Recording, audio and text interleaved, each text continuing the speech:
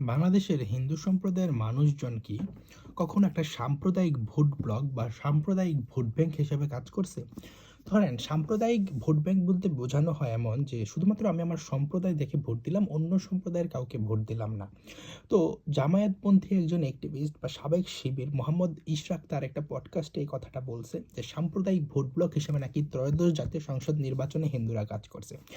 তো আমরা খুলনা এক আসনের দিকে দেখি, যেখানে জামায়াত তাদের প্রথম, ইতিহাসের প্রথম এবং একমাত্র যে হিন্দু প্রার্থী দিয়েছিল খুলনা এক আসনে, সেখানে কৃষ্ণনন্দী হিন্দু একজন ক্যান্ডিডেট এবং সেখানে হিন্দু ভোট সবচেয়ে বেশি।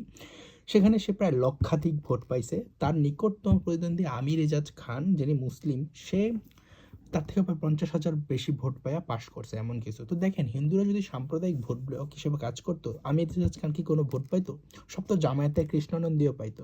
কিন্তু সেখানে তো কৃষ্ণনন্দী প্রায় 1 লক্ষ ভোট পাইছে, আমির এজাজ খানও পাইছে। তো দেখেন, এখানে কি হিন্দুরা কোনো সম্প্রদায় দেখা ভোট দিছে, নাকি একটা আদর্শের এগেনস্টে ভোট দিছে, মুক্তিযুদ্ধের চেতনাকে ধারণ করে তারা ভোট দিছে? আপনি দেখেন, আমির এজাজ খানকে তো ওরা ভোট দিছে, সে মুসলিম, তাকে জিতাইছে। তো এখানে সাম্প্রদায়িক ভোট ব্লক কিভাবে হইলো? দেখেন, পুরো বাংলাদেশে বিএনপি কয়জন হিন্দু প্রার্থীকে মনোনয়ন দিছে? বাকিরা কি এই যে বিএনপির সবগুলা জয়ের ডিসাইডিং ফ্যাক্টর হিসেবে বা জয়ের ব্যবধান বাড়াইছে বা একদম জয় সুনিশ্চিত করছে হিন্দু ভোটগুলা বা সংখ্যালঘু ভোটগুলা? তো তারা কিভাবে সাম্প্রদায়িক ব্লক হিসেবে কাজ করে? তারা কি তারেক রহমানকে ভোট দেয় নাই? তারা কি বিভিন্ন বিএনপির ক্যান্ডিডেট দুজন ছাড়া বাকি আর 298 জনকে কি হিন্দুরা ভোট দেয় নাই? তাহলে এটা কিভাবে? ওরা কি সবাই হিন্দু ছিল? তো এটা সাম্প্রদায়িক ভোট ব্লক কিভাবে হলো?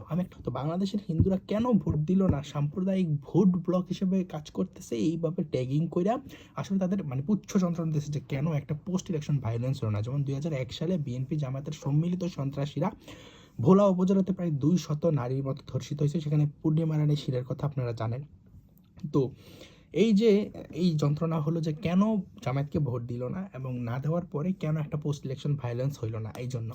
তো আপনি দেখেন যে আরেকটা কথা বলা হয় যে জগন্নাথ হল। তো আজকে যেহেতু 25শে মার্চ, 25শে মার্চের যেই পাকিস্তানি যারা জন্ম পরিচয়হীন যেসব মানে দুশ্চরিত্রবান জানোয়ারগুলো আছে, ওরা আপনার এই যে আক্রমণ করে প্রথম জগন্নাথ হলে ব্রাশ ফায়ার চালায়, সেখানে অ্যাডভোকেট জিসি দেব মানে গোবিন্দচন্দ্র দেব সহ আরও অনেক ছাত্রছাত্রী নিহত হয়। পরে শাঁখারীবাজারও গণহত্যা করে। দেখেন, 71-এ কিন্তু বাংলাদেশে তারা অবাঞ্ছিত ঘোষণা করছিল হিন্দু সম্প্রদায়ের মানুষজনকে।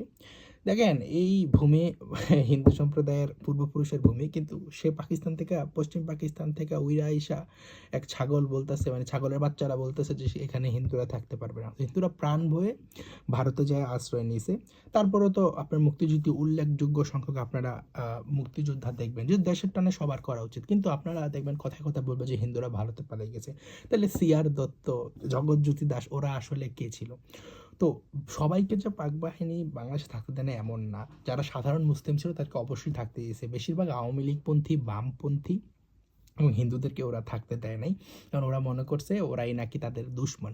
এবং কি আপনি দেখেন যে শুধুমাত্র ধর্ষণের ক্ষেত্রে তারা কোনো বাছবিচার করে না, এই কারণে তারা রোকেয়া হলে ঢুইকা সেখানে প্রায় আপনার শত শত ছাত্রীকে ধর্ষণ করছে সেই দিনই, 25শে মার্চের যে ভয়ালো কালো রাতে অপারেশন সার্চলাইট। এবং শাঁখারীবাজারে তারা যে গণহত্যা করে লাশগুলা ফালাই রাখছিল, সেগুলো 2-3 দিন পরে ঢাকা মেডিকেল কলেজে নিয়ে যাওয়া হয়েছে। এটা পচা গলে গেছিলো, এমনকি বৃদ্ধ মানে আবাল বৃদ্ধ বনিতা সবাইকে ওরা গুলি করে মারছে।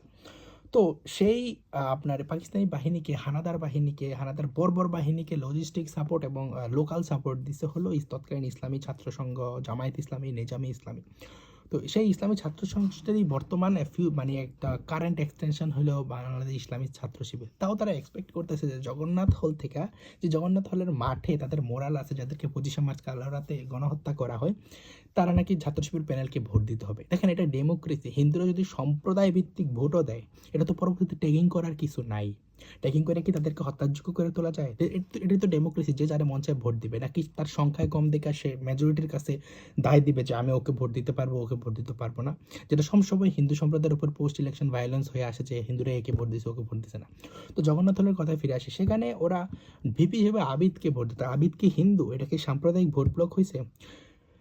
জিএসএ মেঘমোল্লারকে ভোট দেয় কারণ মেঘমোল্লার জগন্নাথ হলের স্টুডেন্ট, এবং এজিএস আবার মায়াবকেই ভোট দেয়। এটা তারা ডিসিশনে নিয়েছিল, এটা সবাই জানে। কিন্তু এই ভোটের পরে কেন আপনার সাদিক ক্যাম্প ভোট পেল না এটা নিয়ে? এই যে মানে সাদিক কায়েম এত কিছু কইরা ফেলছে, তা কেন ভোট দিল না? মালুপাড়া, ভারতীয় ক্যান্টনমেন্ট, বিএনপি কি মালুপাড়ার ভোট নিয়ে জিততে পারবে কি না? কিন্তু নির্বাচনে ঠিকই ডিসাইডিং ফ্যাক্টর হিসেবে কাজ করছে। তো আসলে এইগুলা হইলো যে নানানভাবে হিন্দু সম্প্রদায়কে জোর জবরদস্তি করে তাদের উপর ট্যাগিং দিয়া তাদেরকে আসলে হত্যার যোগ্য করে তোলা, তাদেরকে মনস্তাত্ত্বিকভাবে চাপ ক্রিয়েট করে তার জন্য দেশ থেকে বাধ্য হয় এবং একটা সম্প্রদায়ের ভিত্তিক একটা বিদ্বেষ ছড়ানো। তো আপনি দেখেন যে যেখানে বাংলাদেশে হিন্দুদের কোনো রাজনৈতিক ভবিষ্যৎই নাই, তারা কখনোই চিন্তা করে না। তারা যদি চিন্তা করে তাদের রাজনীতির কথা, তাদের আজকে অনেক কিছু আদায় করে নিতে পারতো তাদের ভোটের মাধ্যমে। কিন্তু তারপর তাদের ট্যাগ খাইতে হয়, তারা নাকি সাম্প্রদায়িক ট্যাগেন। প্রত্যেকটা ইলেকশনের পরে হিন্দুরা তাদের গণতান্ত্রিক অধিকার চর্চা করছে, কাকে দিছে না দিছে এই জন্য তাদেরকে ট্যাগ করে ভোট মানে তাদের পোস্ট ইলেকশন ভায়োলেন্স সবসময় তারা আক্রমণ শিকার হয়েছে। তো এরপরেও শোনা লাগে যে মানে বাংলাদেশে যে হিন্দুরা সাম্প্রদায়িক ভোট ব্লক। আসলে এই দেশে আসলে দুর্দৈবের বঙ্গদেশে হিন্দু হয়ে জন্ম নেওয়াটাই সবচেয়ে বড় অপরাধ।